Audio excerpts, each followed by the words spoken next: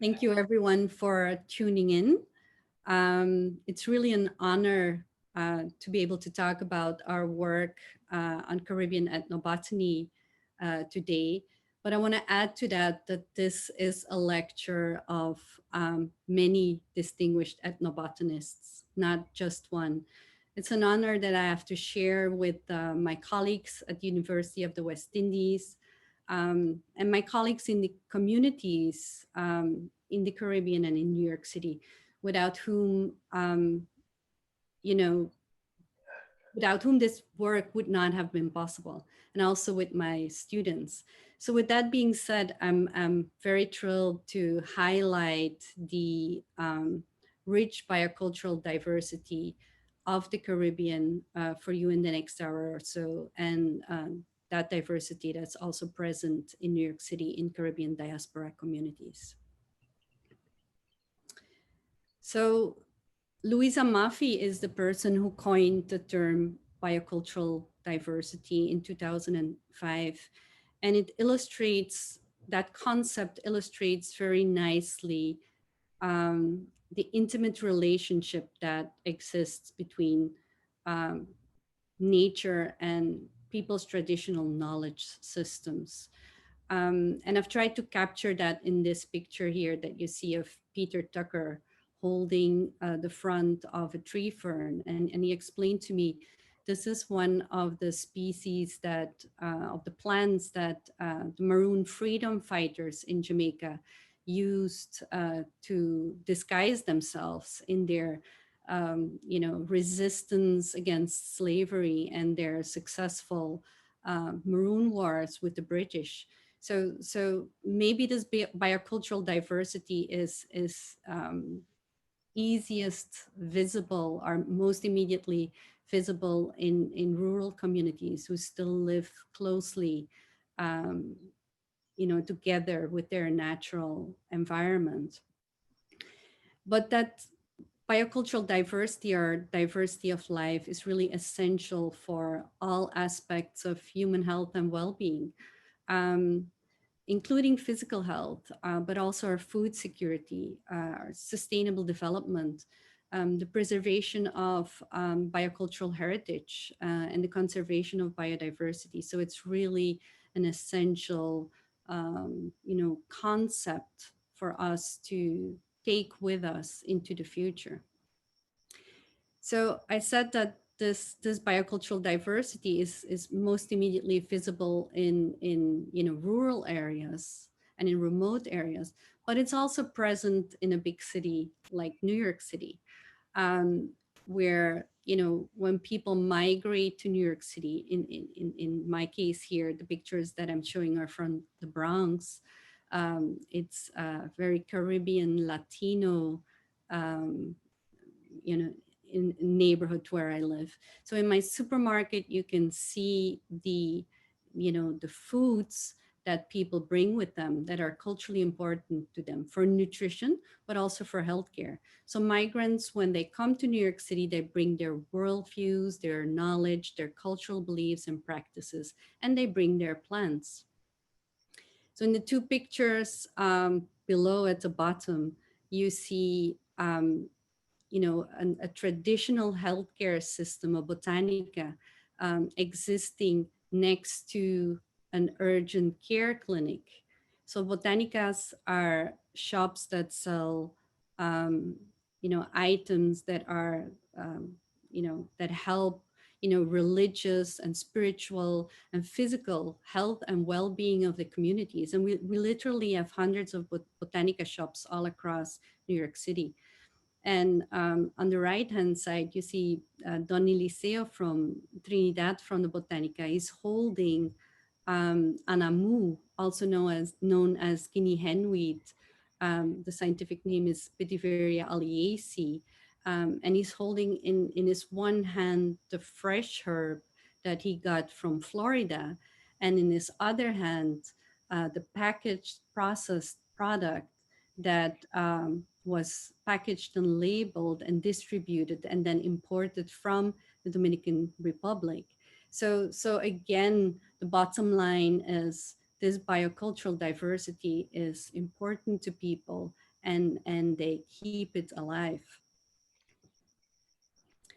So then our project over the years that started at the end of the 80s with my boss, Michael Balick from the New York Botanical Garden, looking into, Latino ethnomedicine and urban ethnomedicine in New York City.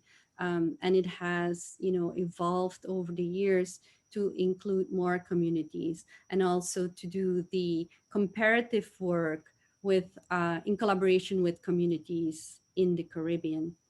So the main goal here is to look at patterns of plant knowledge and plant use in Caribbean communities to better understand the breadth and depth of that Caribbean biocultural diversity and its importance for community health.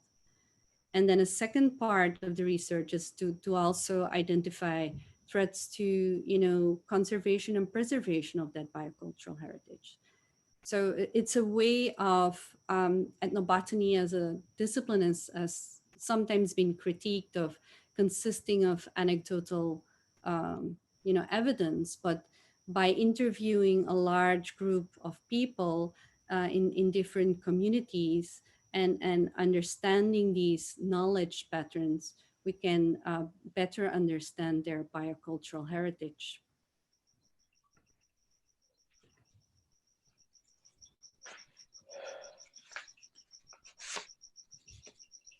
So I'll start first with our urban work in New York City.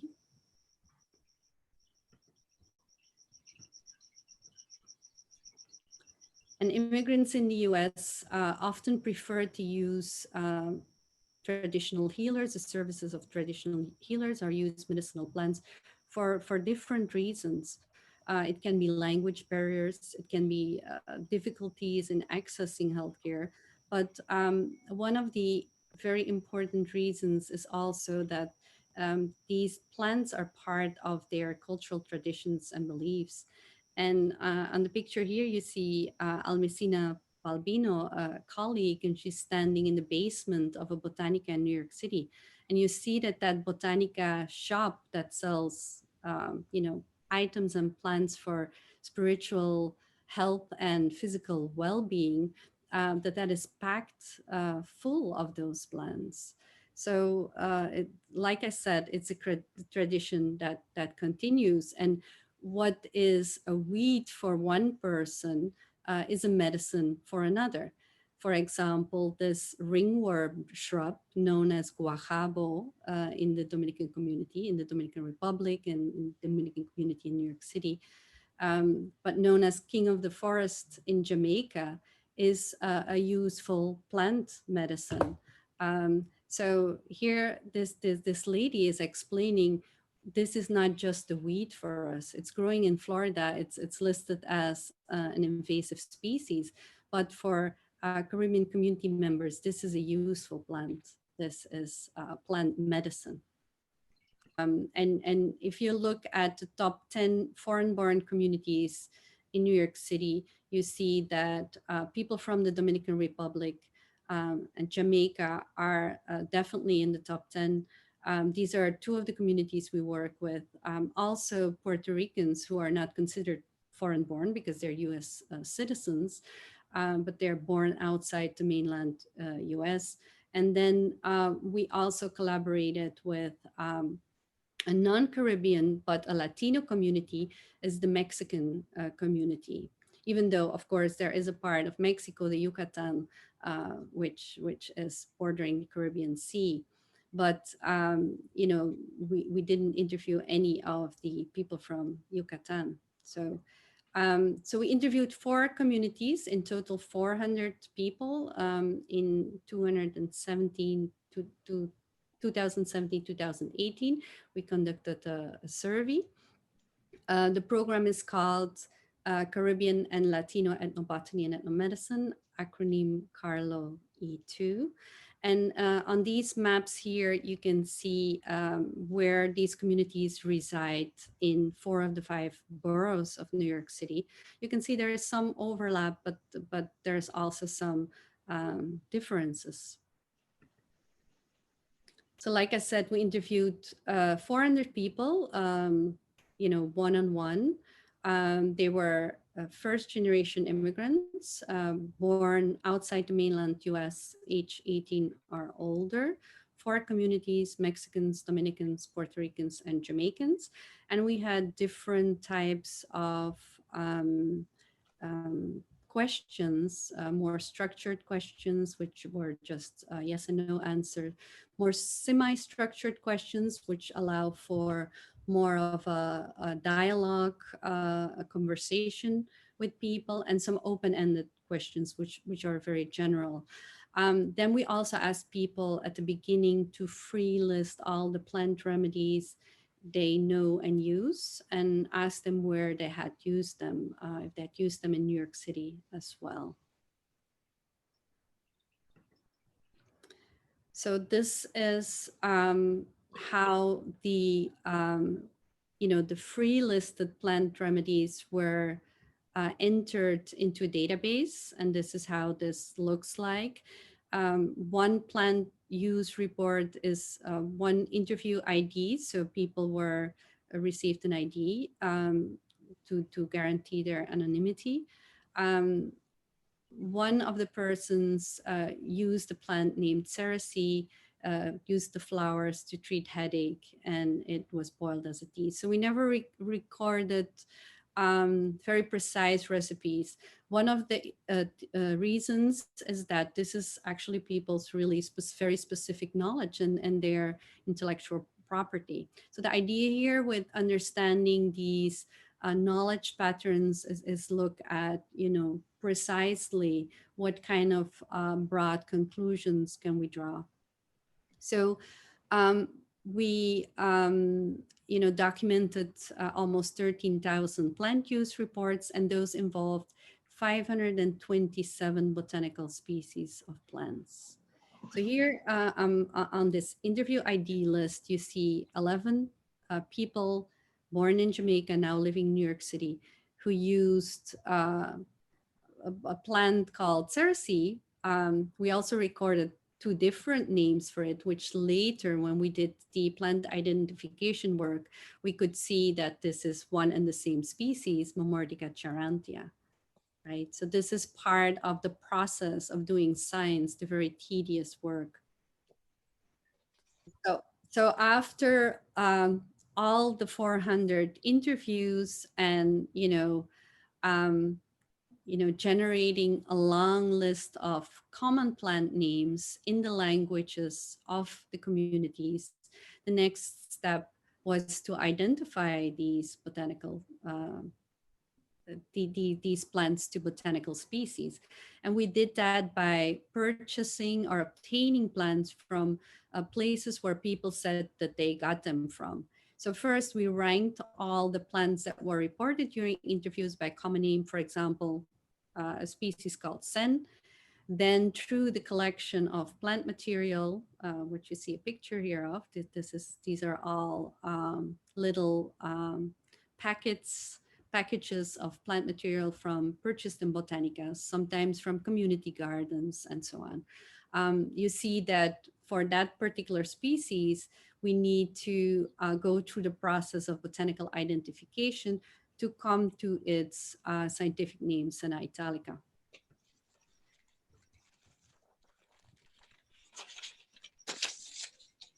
So why is this important to authenticate plant medicines? And here's an example. You have a plant called sage, or salvia in Spanish. If you go on the internet and would Google sage, you get Salvia officinalis, the Mediterranean sage. But in the Dominican Republic, sage is Pluchea carolinensis, which is a completely different plant family, the sunflower family. And in Jamaica, if you talk about sage, you get Lantana camara, which belongs to the Verbenaceae. So for lack of a better word, there are confusing, but there are a lot of other examples of confusing Caribbean plant names, which is not necessarily the European dandelion or the European laurel or even the Asian ginseng. These are all kind of different plant species. Then next I ask my students when I give a presentation, what do you think about how many, you know, plants did we record for each of the four communities we collaborated with? And people say, well, 30 or 50. Somebody's really adventurous, they say 100. But as you can see here, for each of the four communities, it's more than 200 different plant species, botanical species, that people mention as remedies in New York City. That's kind of impressive, right? Um, and we've tried to, by means of using color shading, showing that for the majority of species, for example, 181 species for the Mexican community, these have been mentioned by less than 5 people.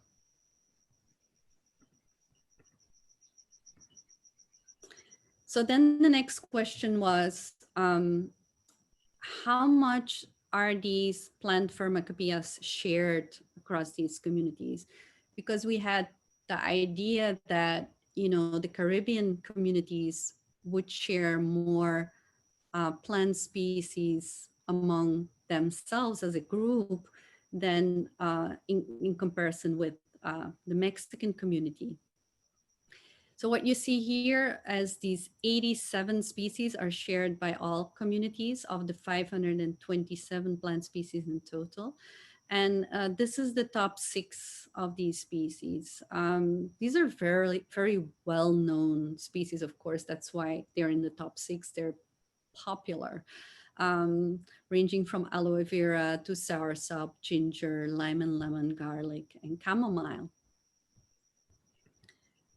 But then when we looked at, you know, how similar are these plant pharmacopoeias, going into that analysis, thinking that Caribbean communities would have more similar plant pharmacopoeias or plant inventories than the Mexican community, this did not turn out to be the case. And you can see this with just calculating a simple Chakar similarity coefficient, looking at A, the number of shared plant species, and B and C, the number of species that are uniquely mentioned in each of the two groups.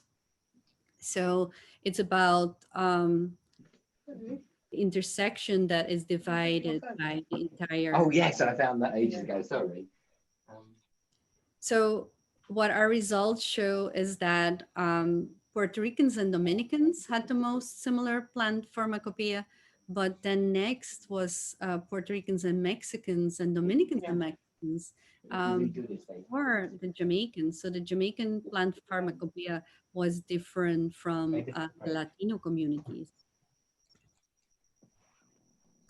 And then when we dove deeper into the data, and these maps show the percentage of people naming at least one plant remedy that is not a food. We excluded the food because we all know how foods that are used as medicine are so widely shared across the globe.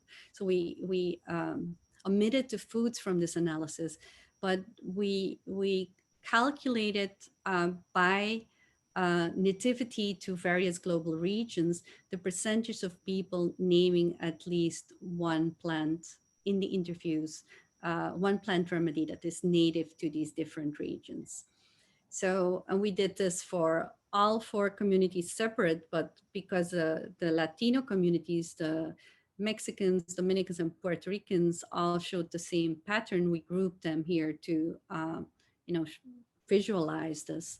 What we can learn is that 95% of the Jamaican people we interviewed mentioned at least one plant remedy that is native to Africa.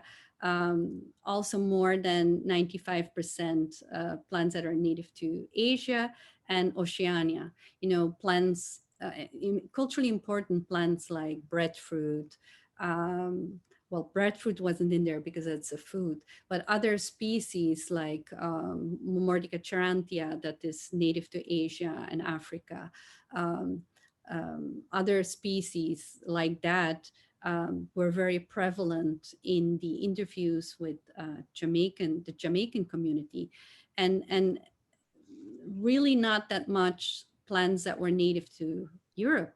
But if we look at the Latino communities, the Mexicans, Dominicans, and Puerto Ricans, they had a high percentage of people naming at least one plant species that is native to Europe, and much less in comparison with the Jamaicans, plants that are native to sub-Saharan Africa.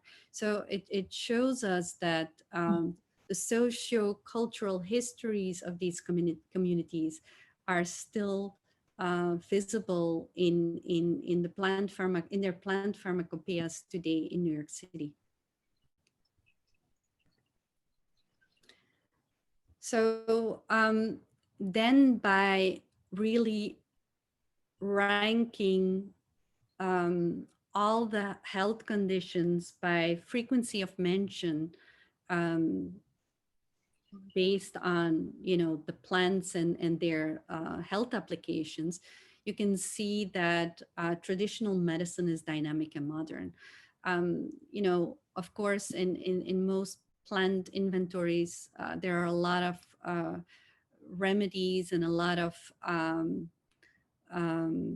responses, use reports of remedies for the common cold and flu, stomachache and indigestion.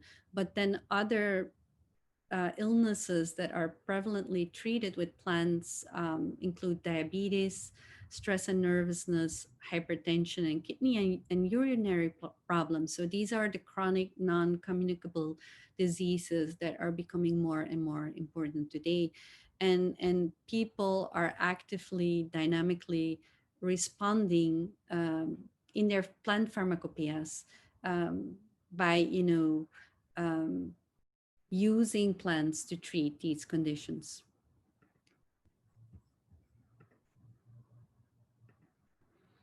And I talked about foods that are used as medicines. So that is also an important lesson learned from our research, that in New York City, you have supermarkets, you have green grocers, but you also have the green carts. And in neighborhoods like the Bronx that are predominantly Caribbean and Latino, um, a lot of the foods that are being sold are important to the Caribbean community, and they double as medicines. So this is from earlier work with the Dominican community. So we saw that when people migrate from the Caribbean to New York City, it's not necessarily that their plant knowledge is being lost, it's being transformed. And food plants, become more important as medicines, and their medicinal uses increasingly become to treat chronic and non-communicable diseases. So we're using the results of our, work in New York City with these four communities to develop cultural competency training materials, an online curriculum for medical students and healthcare providers. Um, in order to help build a better dialogue between students, physicians, and community members, so that there is more awareness of the prevalence of medicinal plant use in these communities, and the cultural importance of using herbal remedies for these communities, and how physicians can um, you know become better allies of their patients in opening that dialogue, because there are publications out there that patients are not talking about this to their doctor, because their doctor is not asking. Doctor doesn't want to ask because they're unfamiliar with many of those Caribbean plant remedies. So they don't want to start the dialogue, and the patient doesn't want to start the dialogue either, because they don't want to feel like the doctor might not be in agreement with what they're doing. So we're trying to build bridges using the results of our research. So I'll move now from New York City to the Caribbean. And I'm showing here a map of the Caribbean and the Greater Antilles, which are Cuba, um, Hispaniola, Haiti and the Dominican Republic, and Jamaica. And you see the Lesser Antilles towards the south. So all the islands in the Caribbean Sea. So Caribbean ethnobotany is a coming together of cultural heritage from different groups, right? The Africans definitely were agents of traditional knowledge systems, guardians of traditional knowledge systems in the Caribbean. But they also interacted with Amerindian groups. There were the Europeans who brought their the European colonizers who brought their medical belief systems and practices also to the Caribbean, and after independence from slavery in abolishment of slavery in 1886, there were other groups that arrived as indentured workers, Asian from Asian communities and the Middle East. So this Caribbean has this coming together of these different cultural heritage elements that and brought their plants, but they also interacted with native Caribbean biodiversity. Again, so the biocultural diversity that uses these plants for religious and spiritual health and well-being, traditional medicines, but also for foodways. And what I hope to emphasize in my lecture is that it's not frozen in the past, right? It's a continued process of innovation, which has been in the hands of Africans who had to respond with resilience to the horror of the transatlantic slave trade.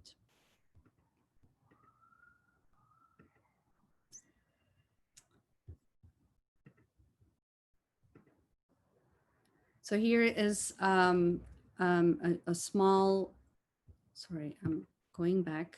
Here is a table from Pedro Acevedo Rodriguez at the Smithsonian, who has done incredible work on the biodiversity in the Caribbean, and showing the number of the floristic richness, the plant diversity, but also showing that Caribbean is a region with a high percentage of endemism. So these are plants that are occurring only there and nowhere else. And specifically in Cuba, 1 in 2 plant species, seed plant species in Cuba, only occurs in Cuba. Then you have Hispaniola, Dominican Republic, and Haiti, and Jamaica is at 34% endemism, so that's pretty high. So I want to show you some examples of endemic species and native species with whom the Africans and other communities in the Caribbean have interacted. The difference between an endemic and a native is that an endemic occurs only there, and a native species originates to the area, but can occur in other areas as well. So you have the native species on one hand, but then you also have the exotic plant species that people have brought over and that people continue to bring over. This one, Antigonum leptopus, is native of Mexico and has really, it's an invasive vine that has, known an accelerated distribution in the Caribbean since the 1950s. And interestingly, because it's so prevalent, people have started using it as a medicine. So we thought, let's look at, how people interact with their native and exotic plant diversity based on where they grew up and where they currently live. So there are three bars here, and this is data both for the Dominican Republic and data for Jamaica. On the far right, you see, rural people who grew up in a rural area and are still living there today. And on the far left, you see urban people who grew up urban and are still living in an urban area today. And in between, you have the people who grew up in a rural area but moved to an urban area. And what you can see based on the percentage of plant use reports is that really rural communities are guardians of native plant knowledge. They're the ones who are most commonly, more frequently reporting uses for native plants as compared to exotic plants. And in Jamaica, as you can see here to the right, this even becomes the majority. So when people, migrate from a rural to an urban area and grow up there, they're not that much in contact anymore with their surrounding biodiversity, and therefore are, it's getting lost in their vocabulary. When we then drew the comparison to New York City, the percentage of exotic plants increases more, and the percentage of plant use reports of medicinal uses reported for native plants decreases further. So this high diversity in rural Jamaica of using plants as medicines brings me to the third part of my talk, Jamaica, Land of Wood and Water. And I wrote that there. This is the translation of the Arawak language that the Taino used, Haimaka, Land of Wood and Water. And even though Jamaica is perhaps better known as for beach destinations, for reggae music, or for ganja, it really has a magnificent biodiversity and biocultural diversity. So I want to show some pictures. This is of the overview of the mountains in the Northeast. And this is inside one of the mountain ranges, the John Crow Mountains. So Jamaica has two mountain ranges in the Northeast. The John Crow Mountains have a height up to 1,000 meters, and they connect to the Blue Mountains with the Blue Mountain Peak up to 2,300 meters. So inside those mountains, you have, endemic species like Passiflora oblongata, are native species like this, parasitic, fleshy herb, Schibalium jamaicensis, which is native to the area, not endemic. You also have the complex agroforestry systems, and some colleagues at the University of the West Indies have been working on that. There's a stunning varietal diversity of crops, and those family farming systems are situated at the edge of the forest. And as Nancy Turner, the influential anthropologist, has taught us, these cultural and ecological edges are sites of innovation and resilience. So I also dove into the literature because I was interested in what Sloan had to say about the remedies of the Africans in Jamaica. In his 1707 work, it's one of two volumes, he writes that the Africans in Jamaica use very few decoctions of herbs, no distillations, no infusion, but usually take the herb in substance. So they just, grind it between stones, add some lime juice, and stir it and take it like that. So this is what Sloan wrote, but this is not what we're observing today. Even when making their morning tea, not just as a beverage, not even as a medicine, people like to mix flavors. They like to deepen the flavor. They're very particular about those things. And I think the culmination of a flavorful food and medicine preparation is culmination of that is visible in the Jamaican root tonics. And these root tonics, are brewed, are fermented, um, using a variety of, lianas, roots, bark, and also dried herbs. And it's important that these are harvested deep into the forest, deep into and other natural areas. But it's important that it's away from the pollution of civilization. So my colleague David Picking and I, and together with key persons in the communities, we set out to interview 100 Jamaicans about root tonics. Had conversations about, what is a root tonic? Why do Jamaicans use root tonics? Where did the tradition of making roots come from? And who are the current knowledge keepers? And again, this shows this beautiful complexity of this biocultural diversity. um, the tradition of using roots goes back, um, you know to the times of slavery, and the strength that people needed to build in their body, and the energy that they needed to have to be resilient and to survive, also because there was no doctor available to them, right? So when we talk about the tradition, there is a linkage to the elders, the ancestors from Africa, the Amerindians, the Arawak people, also the Maroons. Again, that strong connection with nature, and the roots today. And I'll show you some picture of that. Are brought with the idea of you drink roots to go back to your roots.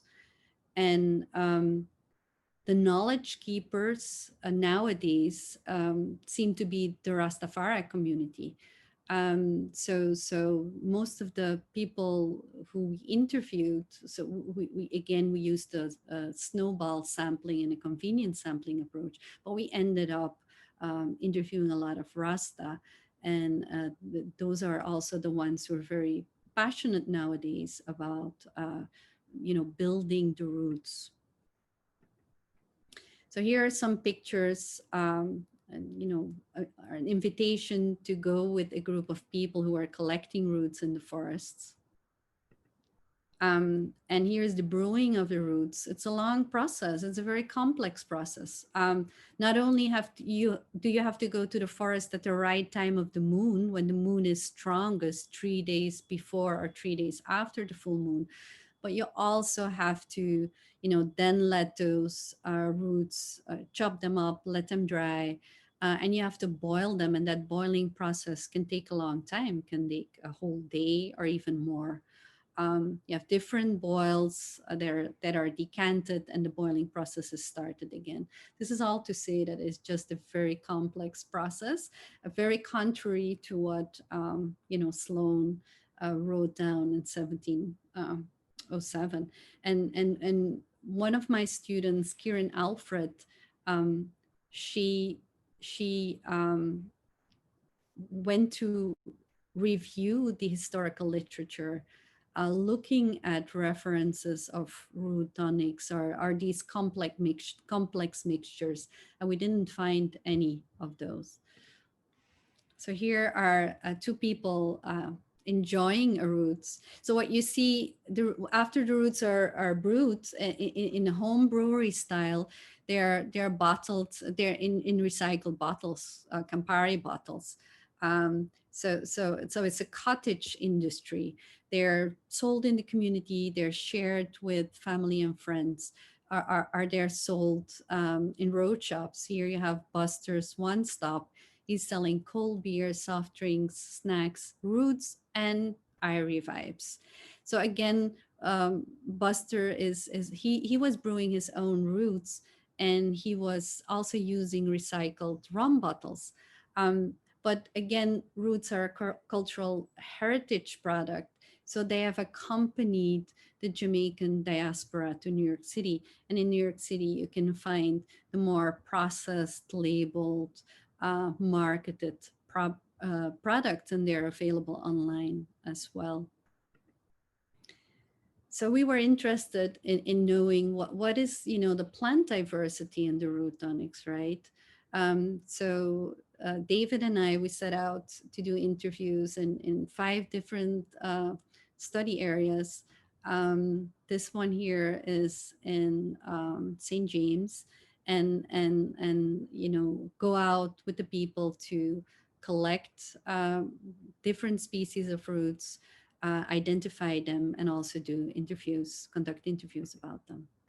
So then we also did some interviews and plant collections at Coronation Market in Kingston, and this picture just to show that it can be challenging, if you have only the lianas to identify these plants.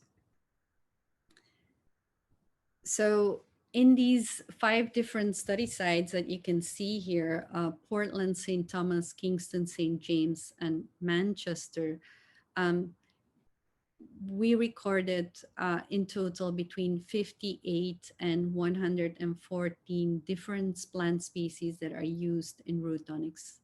On average, a person who brews a root tonic adds 15 different species, but it can go to as many as 55 species that one person um, used to boil one root tonic. So you can imagine the amount of time that it takes to go search for all these species. Some are pretty rare and can only be found very deep into the forest.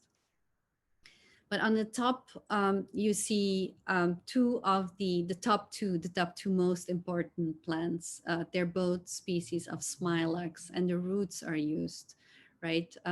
Smilax ornata, synonym Smilax regale, that is sarsaparilla, and Smilax canalifolia, synonym Smilax balbisiana, that is the China root or Cheney root as it is known nowadays. So these two were present in our interviews in all of these 5 communities.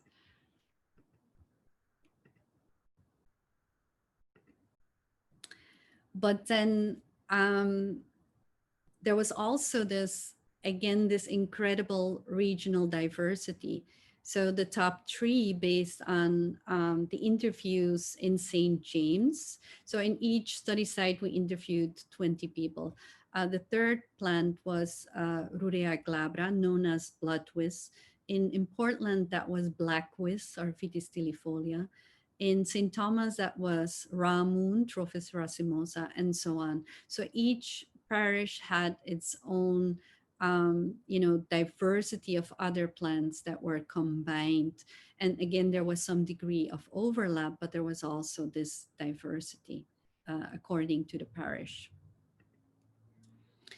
So then for these species, we looked at, because several of them were endemic, so we did a rapid conservation GIS assessment.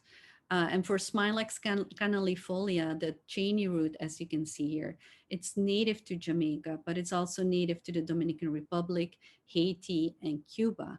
So it has an extent of occurrence, and we calculated that EOO, or extent of occurrence, based on herbarium collection data from the Global Biodiversity Information Facility. And it has an EOO that was larger than 20,000 square kilometer. And according to criteria set out by the International Union for the Conservation of Nature, that is not a species that is not at risk. So this China root is not at risk, But for 12 other species in our list of plants that are used in root tonics, these were at risk. And I'll just show you a couple. One is the milkwiz, or Pinocchia floribunda. Um, uh, the Apocynaceae family is an at-risk species endemic to Jamaica. Another one, even though the species itself is widespread, this Rurea glabra has this variety is Jamaican, and as such occurs only in Jamaica. So to end my talk, I want to talk about another culturally important species that grows in the John Crow Mountains in northeast Jamaica. And these John Crow Mountains are connected with the Blue Mountains, as I already told. It's a national park, but also a cultural heritage site, and Maroon communities live there. And it's administered by the Jamaican Conservation and Development Trust.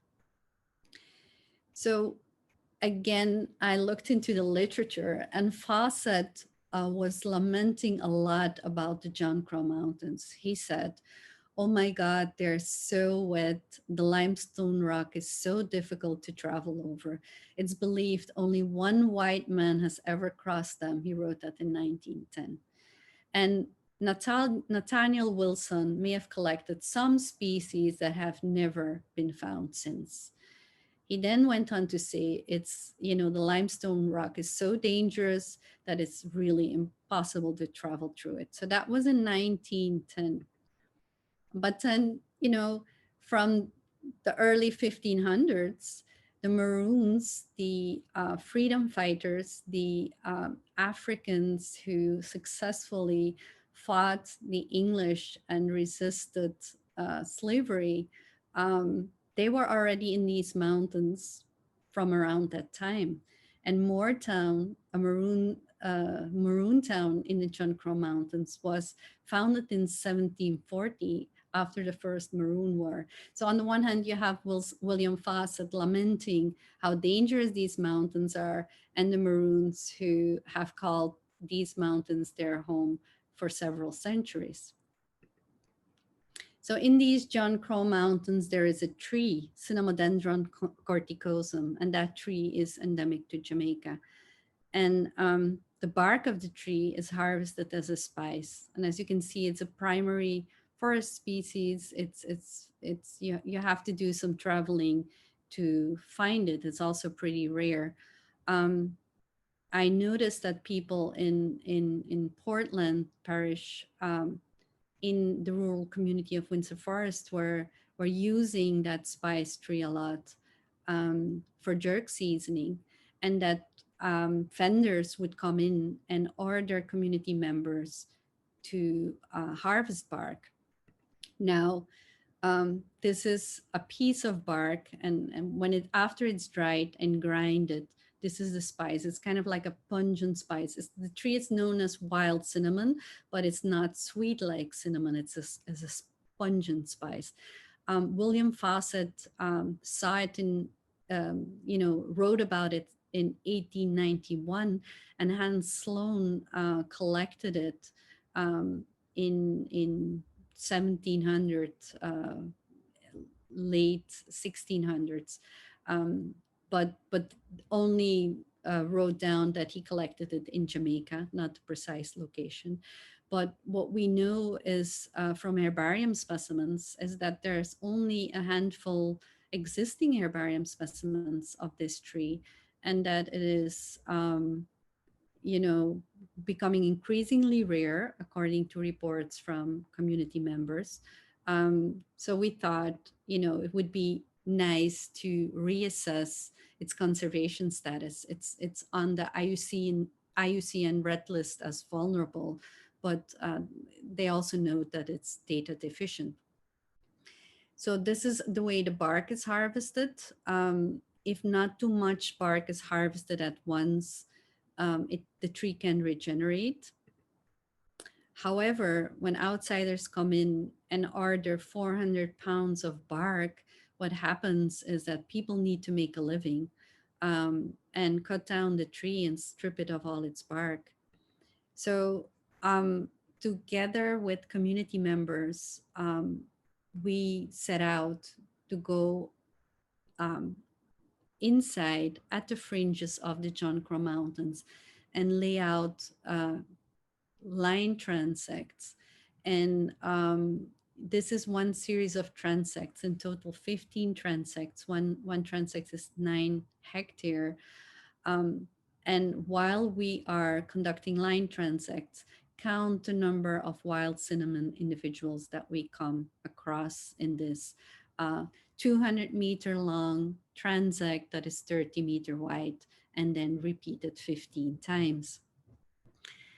And as you can see here, we recorded only 2 trees in that 9 hectare in total. And you can also see the wild cinnamon that was felled. That was a tree that was known by villagers. There were 2 wild cinnamons in a riverbed, not linked to a transect, but one of them was also over harvested and had died. So this is how we entered. You see the picture here with the bike. This is where we entered the area, and then we set out on foot.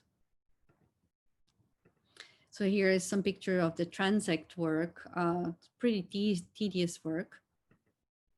And each tree that we found, we measured its circumference and looked at signs of harvesting. Now, in the second transect, we found slightly more tree. And with all these occurrence records, we decided to do some niche distribution modeling using GIS.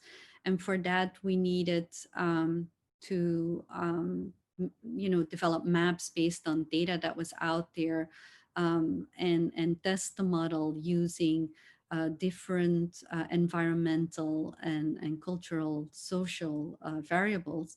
And these are the ones that we included in the final model: yearly minimum temperature, altitude, annual precipitation, land use, soil texture, and slope.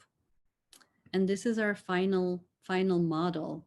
Again, you have the John Crow Mountains here. Here it's more in detail, and here you see the predicted suitability for the species to grow. Red is the highest suitability, and again, as you can see, the species is really tied to that habitat, linked to the John Crow Mountains. And if we go back, we see that in Jamaica, uh, this area is where the highest uh, yearly rainfall it can be found. And this is what the species needs. It has a 80% contribution of the model to annual rainfall. So this tree, this species is kind of in not in a good situation.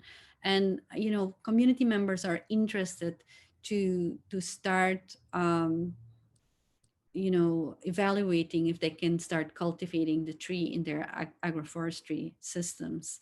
So while Mr. Jason West went out to collect the fruit of this tree for cultivation experiments, he noticed that this bird, which he knows as the blue squid, was flocking to eat its fruits.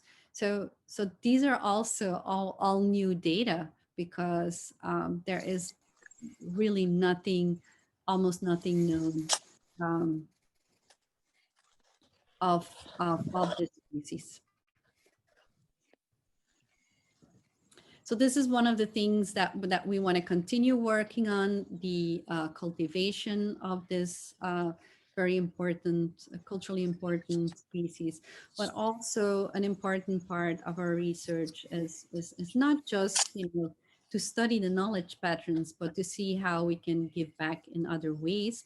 And that comes with repatriating the knowledge that we have been recording. And it's important to say here that my colleague David Picking and myself, we consider ourselves the compilers and editors. and the communities are the authors of this knowledge. They're the knowledge holder. So for this community guidebook that we distributed back to the communities and also to the Jamaican Library Service, so it's available in libraries all across the island. We also tried to add, our part to it by reviewing the biomedical literature and adding information on what is known about these plants' safety and efficacy. So I started my presentation with saying that traditional medicine is rooted in tradition, but it's also modern. And that continues to be the case. This innovation, um, is there. And now in the times of COVID, um, people are going back to the herbs they know and finding new uses for them. So this contributes to the story and shows that traditional medicine uh, was important in the past and continues to be important in the present and will continue to be important in the future. So um, I'm not the only one working in the Caribbean, far from. A lot of people have done great work, and I want to give a shout out to them. The Tramil group is applying their research knowledge to, build an evidence-based database to promote community health in the Caribbean. Pedro Acevedo at the Smithsonian has built this Flora of the West Indies, which I've used countless times during my research. And I continue to bug him with finds and help me identify this, please. And he's always been so grateful to do that, graceful to do that, sorry. I've also used resources like the Sir Hans Sloane Herbarium, and other resources from Kew and the Biodiversity Heritage Library. So it's very important that all these resources are available online and that they continue to be helpful resources for our projects. Now, these are the many distinguished ethnobotanists of this lecture, my dear colleagues and friends and students. And, without their invaluable work, this project would not have been there. But the same goes true for all the community members we worked with. These two have really led the project in the John Crow Mountains with the wild cinnamon and picked me up when I was falling on my face. So they are distinguished ethnobiologists and ethnobotanists as well. And this lady, Mrs. Edna Piercy, was the first person to invite me to better understand the biocultural heritage in Jamaica. So I'm very grateful to her, and of course to our funders for supporting our work. And with that being said, I'd like to conclude my talk and invite questions.